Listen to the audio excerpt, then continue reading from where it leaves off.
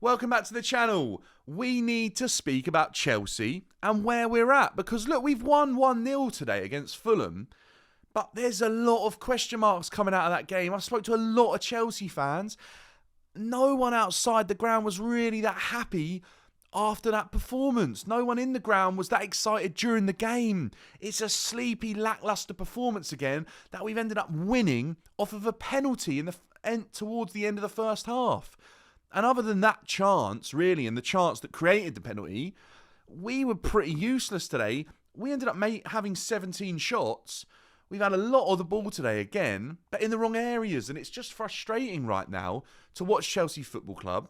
So we're going to get into it in a little bit more detail. But if you're new, make sure to like and subscribe. We're on our way to 2,500 subscribers, which is absolutely crazy. So if you can be one of them, that'd be fantastic. And let me know in the comments down below, are you Poch in or Poch out? Because that's what everyone is talking about right now. Chelsea fans are split again. And the problem I have with this is, as Chelsea's manager, you shouldn't be giving the board any reason for them to question you. You should be doing everything right, nothing strange, especially this early on into your tenure, because Chelsea's board, new era or old era, is well known for being relentless with their managers and ruthless in terms of their careers. They're never given time. It doesn't work like that. This is Todd Boehly's 4th/5th manager. You shouldn't be giving him any questions because he's shown just as much ruthlessness as Abramovich has shown, if not more, actually, in a shorter space of time. Because Abramovich obviously had 2 managers in 3-4 seasons at Chelsea. Todd Boehly's had that many in a season and a half, 2 seasons. So let's look at Pochettino. Let's look at what he's asking his Chelsea team to do, because this is where I think the fan base is being split. It's between the Chelsea fans that can see what Pochettino isn't doing as a manager, and it's the Chelsea fans that actually don't really realise what's happening from the managerial point of view, and they see what the players aren't doing on the pitch. And that actually becomes quite a difficult battle to sort of finding where to place yourself. Are the players not good enough, or is the manager making mistakes? And right now, for me, if we focus on Pochettino today and a couple of games in the past and overall as a season, what's he doing? Well, to start off with, I pretty much see 9 times out of 10 a very similar start to every game for Chelsea this season. Every time I'm at the bridge, it feels very, very similar. We don't start too fast. We move the ball fairly often from side to side. We hold a lot of possession in wide areas in terms of the middle third of the pitch. And then we're very frustrating in trying to move the ball through the middle of their team and through our team. And we force the ball side to side rather than trying to find that incisive cutthroat pass through the middle that would open opportunities. And 9 times out of 10, we spend the majority of the first half doing that under Pochettino. That's where I struggle, because it's like he almost wants to see how the other team are going to set up for the first 45 minutes, hopes our players are good enough to make something happen out of individual brilliance, which, by the way, we'll get onto in a minute. But that seems to be his best method of coaching attacking play, is to kind of leave it to the players. And that's where I think a lot of the problems are arising. We kind of do that till we get to half-time. Once we get to half-time, then I think Pochettino has an impact in terms of changing the game a little bit. A lot of people are questioning his in-game management, and yes, there are some things I'm not so certain about. But actually, when it comes to addressing what he's seen in the first half and making changes in the second, he's normally pretty good. He got quite lucky today with the fact that the penalty was just on the stroke of half-time, and he probably didn't have to do that too much because he then felt that how he'd set his team up was the correct way to go about things. The main issue I have with Pochettino is I think he's a good coach. I think he's probably quite a good man manager as well. He speaks really well about his players. And I think the whole vibe around the team, they all seem to quite like him. I don't think there's any sort of hatred towards him. And I think it's probably pretty cushy for a lot of players. The issue I have is when his tactics kind of seem a bit flawed is, how are we actually going to win a game of football? How are we going to score goals? Pochettino seems focused on his fitness, focused on making sure that we move the ball side to side to work an opportunity. But he doesn't seem too focused on what happens on creating that opportunity in the final third. How did Chelsea go about that? What are our patterns of play that seem to open up attacks? And Poch really struggles to prove to me that there's any sort of identity there for Chelsea on how we go about doing that. And half the time, it is off a bit of individual brilliance. And I think that's the problem for Chelsea this season, is most of the time when we score goals, it's pretty unclear about how they're going to happen. And I think that confuses the players. 2 or 3 times today, I saw players travelling with the football with their hands out in front of them, sort of suggesting, what's happening? Where are you running? Are you coming to get the ball short from me? I don't really know. Show me something. And to see that kind of proves to me and proves my point that Pochettino isn't giving these guys a clear method on how to score goals going forward. And I don't think that's as simple as just going out and buying a proven striker. I think that actually means that there's flaws in his tactical ability as a coach to create chances. And I think what actually it shows is at the majority of his clubs, he's kind of been pulled out by like 1 or 2 really, really good individual players in that area. And that's kind of the method that's worked for him. If you look at PSG, he obviously had Di Maria and Mbappe were probably his best 2 players. If you look, I know Messi was there, but his goal record isn't that great under Pochettino. If you look at Tottenham, he had Harry Kane, he had Dele Alli, Son. And if you look at Southampton, he had Mane. I mean, Ricky Lambert was having good seasons, I think, under Pochettino as well. He had some really talented players.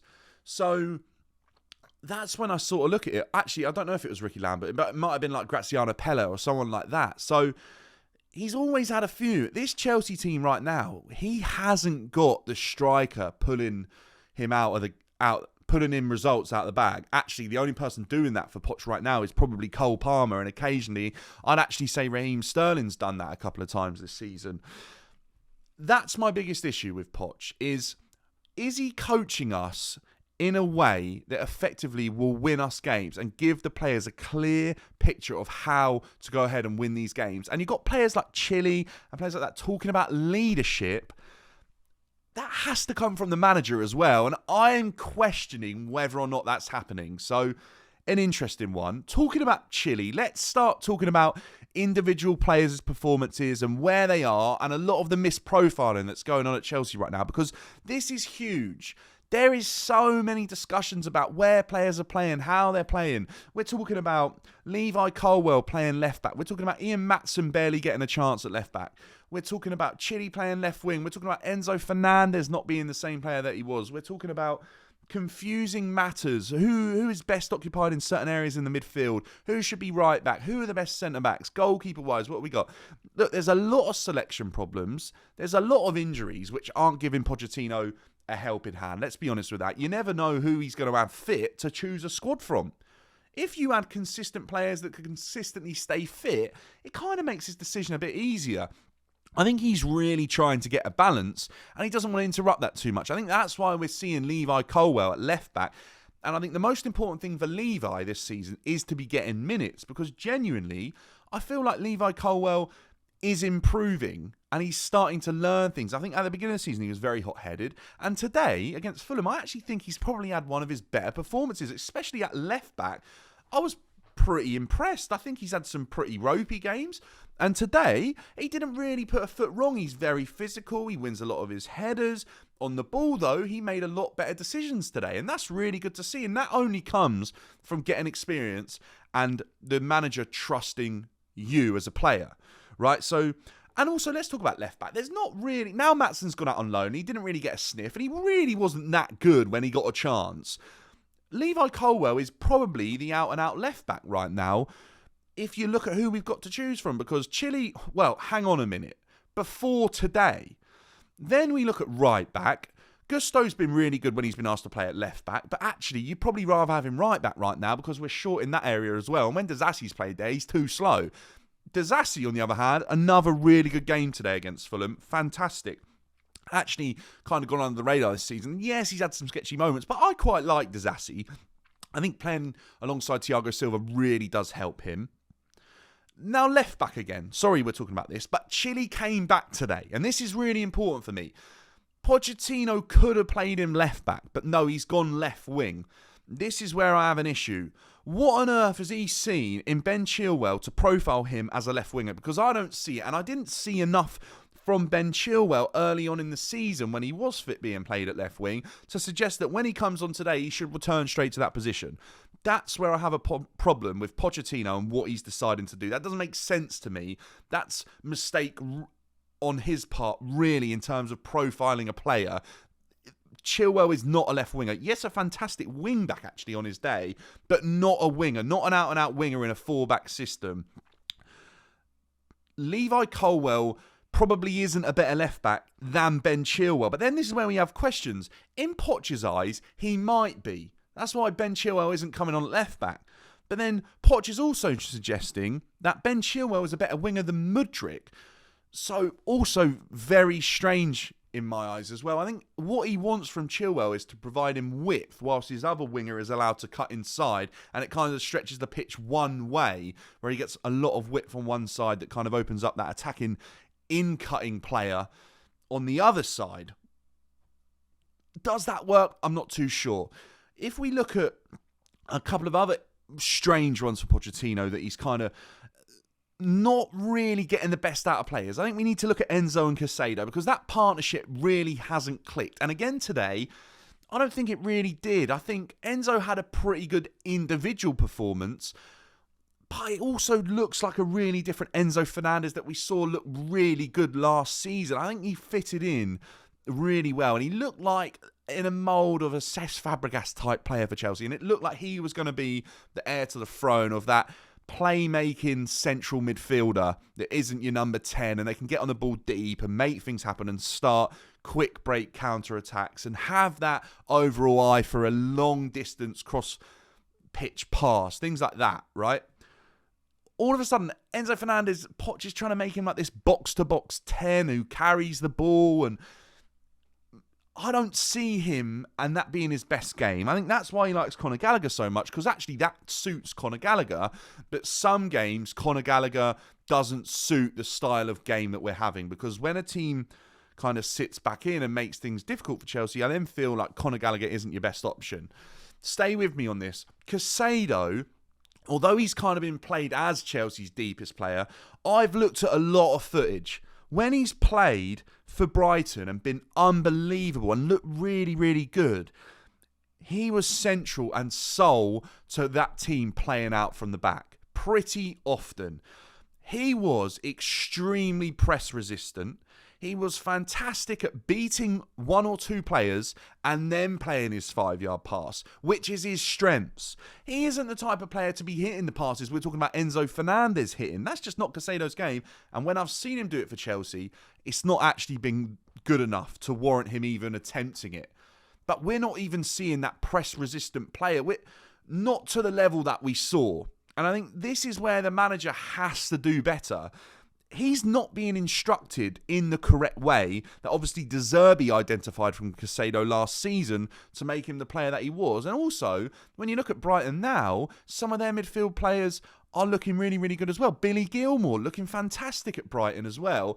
It kind of just shows that some managers are misprofiling players and they want a system to work rather than identify the players they've got and work out the best system that way. And that's what I think is happening here.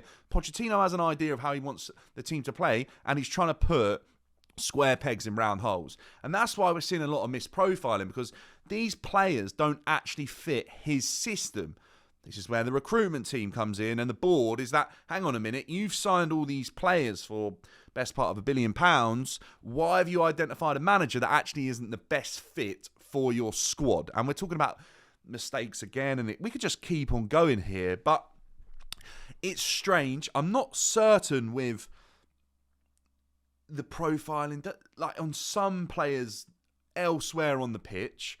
But they're the key issues for me. I think left back, left wing under Pochettino has been questionable. And the way he's asking his midfield to play is also really questionable, because I feel like that midfield, if they knew what they were supposed to be doing in terms of creating effective attacking chances and being incisive with those passes, then all of a sudden I actually think you'd see the attackers having a clearer mind in how they need to make runs and the type of movement they need to do. Broja doesn't know whether to hold the ball up, whether to wall pass. That's the problem. And wall passes in this Pochettino system, they're a joke. They're happening all the time. It's actually a bit excessive, that to the point when a player could easily receive the ball with his back to goal and turn, or on the side turn, and open up the pitch and see what's in front of him. They're too willing to just bounce the ball off him and give the ball back to the player that can already see that. And then they, most of the time, pass the ball back sideways again and try and work something and then switch the ball over to the other side. And that just kind of repeats and repeats and repeats. And I know I'm going around in circles here, but that's what it feels like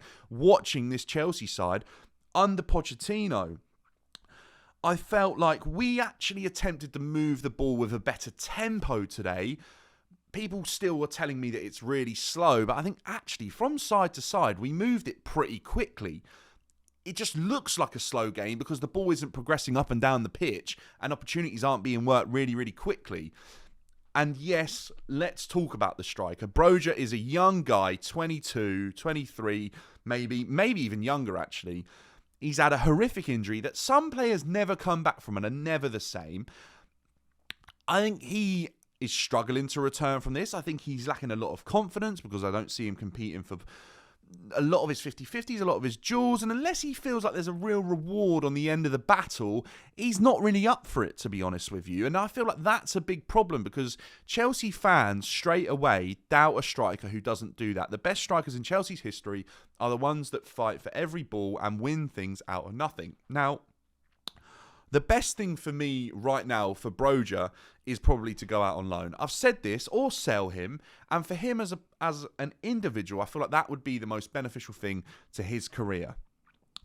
I don't think him being Chelsea's number 9 right now is benefiting him really to the best, and I don't really think it's benefiting Chelsea, and I just don't think it's a match that's going to work right now because Chelsea need more from their striker that Broja can't give. And Broja needs more in terms of playing for a team that have a clear identity of how they're going to score and he be their main type of striker. This doesn't really work. And a lot of the fans are getting very frustrated. And yeah, look, he's shown a little bit in terms of what he might offer aerially in recent games. But that's just not enough because actually in aerial duels around the pitch, he's not good enough, and his hold-up play is not good enough, and he takes far too many touches on the ball. He has opportunities to hit the ball first time, and he takes a touch, tries to beat a man, turns around, tries to beat another man. He's a very confused young player at the moment that isn't clear in his mind of how best to score goals, and unfortunately, Chelsea just don't have time to sit around and wait for a player to do that. We need to be bringing someone in that knows how to put the ball in the back of the net and how to be a ruthless, clinical finisher, a killer, as I've heard some people describe the type of striker that Chelsea are lacking. It's good. Look, it's good to see Chile back. I feel like this team is crying out for leaders. I know there's a bit of a long one, but Chelsea do need leaders. And inexperience and potential is no longer what Chelsea need to be looking for. And I'm fed up seeing Fabrizio Romano tweeting stuff about young players, 60 million Brazilian, and you. This isn't where Chelsea need to be identifying players. And I think the problem is that Todd Boehly is going to be so obsessed with making profit out of players that this is what he's going for. The younger, talented players that could be the players of the next generation. Right now, though, Chelsea need results. And inexperience and potential isn't what we need to be looking at. And that's no longer what Chelsea need. Chelsea need proven players that can come in and add experience and winning mentality to this dressing room. Because if we can't get it from the manager, and the manager's not going anywhere, or they believe in the process, then you have to get it from the players that you bring in to add to the dressing room. Like your Thiago Silvas, like your Raheem Sterling. These players have won a lot of stuff in football, and they should drip that into the rest of the dressing room. And the more you have, the more that mentality will build. That's what I think Chelsea need to be doing in January. Going and signing people that know what it takes to win, not just trophies, but games of football. Because actually, at the moment, this Chelsea team aren't too sure of the best way to go about that. And today shows that they can grind out a win against Fulham. 1-0, clean sheet. Yeah, look, they're the type of Jose Mourinho performances that move you up the table and win you league titles. Games that you probably don't play amazing, but you win. We've heard that all before.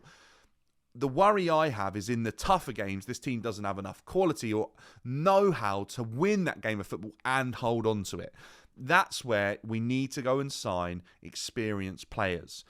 Players that make an instant difference, or players that are becoming that type of player, and it's really key and visible to see. That is much easier said than done. And it's not easy to just go and pick out a player and say, right, you are the player we're looking for. Are you willing to join Chelsea? Can you change this? Because if he doesn't fit with the manager and he doesn't fit into what they think is going to gel with the squad and the recruitment ideas that they have and the ages and things like that, it's probably not going to happen, and that gets really difficult. And when you hear the fact that we could be linked with like Jordan Henderson, that's quite worrying. And when you hear the fact that we're being linked with young players who have barely started their career, and then older player like Jordan Henderson who's coming to the end of his career, that's not really the type of player we're talking about either. We're talking about your 28 to 30-year-old type of player, maybe even 26 to 30, who's a proven winner. That's the type of player that you're looking at bringing in who would really add something to this squad right now. And I think there's a few positions that could really deal with that. And it would be nice for the manager to have that as an option. I think everyone can kind of see that. It's obviously far easier to just kind of say that's what we need, but who are the right people to bring in? So maybe that's a whole nother conversation that we'll have in terms of actually profiling a couple of players that would be good fits for Chelsea. But I don't actually know where we stand financially in this window. I don't know if there's actually money to spend because it's looking like we're trying to sign these younger players, but where are we at? There's not enough talking about what Chelsea can actually do this window, and it's quite worrying. But we need to see some action from the board, and we need to see it quickly, because if it doesn't happen in Jan, it must happen in the summer. But I think we're going to find ourselves falling further and further behind, because this team isn't going to gain that experience as quick as you could bring someone in with that experience and start making instant impacts on the pitch. Now, like I said, I'm currently deciding whether I'm Poch in or Poch out. I think the League Cup is a real good barometer for me in terms of... barometer? I don't know if that's the right word, but a real good indicator of where Pochettino is at in terms of if I think he's the right manager for Chelsea. If we can get to the final and turn Middlesbrough over in the coming weeks, then that would be fantastic. If we could do that, then go into Aston Villa in the FA Cup and do something there as well, I would feel really confident. And then if we could push on to go and win silverware under Pochettino in the League Cup, that would make me feel like we've got the right type of manager. All whilst that's happening, we're making progress in how we're trying to play football and how we're trying to win games. If I'm not seeing progress and we're winning games in a jammy, lucky way, kind of how we have today, then I'm concerned, then I'm worried, because then I think that proves that this isn't the right guy.